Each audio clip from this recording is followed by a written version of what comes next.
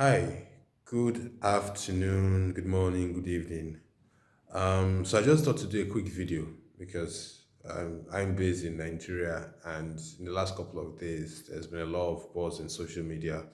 What's happening to the exchange rate?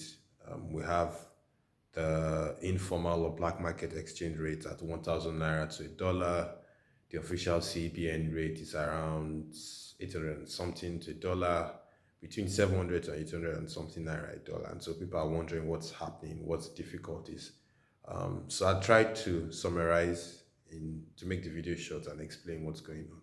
Now we had a new government coming, new president coming, and the exchange rate was moved, right? And you can attribute that partly to the CBN, though that was one of the manifestos of the current president that want to move the exchange rate. So the exchange rate was moved, and we should have done that years ago, but Nigeria, right? We kind of slowed certain things. But the mistake or what's happened is that when you move an exchange rate like this, ideally you should have some decent amount of FX or foreign exchange set aside to deal with this. And in Nigeria's case, what makes it difficult is you don't have that FX, right? So you have a backlog of people who need FX, and that figure is somewhere between 7 billion to say 10 billion, right? You don't have the FX. Now, there are two ways you get that FX. You get the FX from crude oil, but your crude oil revenue can't pay that, or you get that FX from autonomous sources. So you have foreign investors coming with foreign exchange to buy dollar paper, naira paper assets rather, and then you get dollars. But they are not coming in because when you look at the assets they typically buy, say treasury bill or your bonds, the rates are pretty much quite low to where inflation is.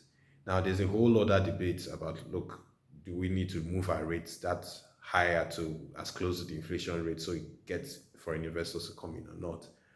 That's a debate on its own. But the reality of things is no foreign investor is going to bring in money with where those rates are. So that's the challenge that you have. You don't have enough FX. You have a backlog of FX demand that you need to meet. And so till you get that money, you're going to have pressure on your exchange rates. So that's what's happening. Then two, and another question I think I've seen everywhere is, oh, should I buy? Should I sell? In other words, are you speculating or not? I'd advise you not to speculate because the truth is nobody knows where the exchange rate will move now. I get a sense that in the next couple of weeks would have, or months, worst case scenario, would be able to raise some FX as a country.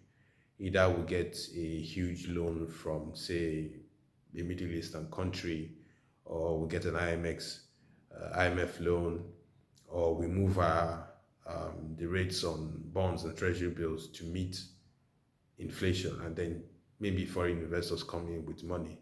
So it's hard to say where what's happening or where we're going to be with the effects. But my own view, or how I see things, is if if you have no immediate use for foreign exchange, then please don't speculate, right? Don't say, hey, okay, maybe you're going to see 1,005 to a dollar next year, you're going to buy, but you have absolutely no need of the money, right?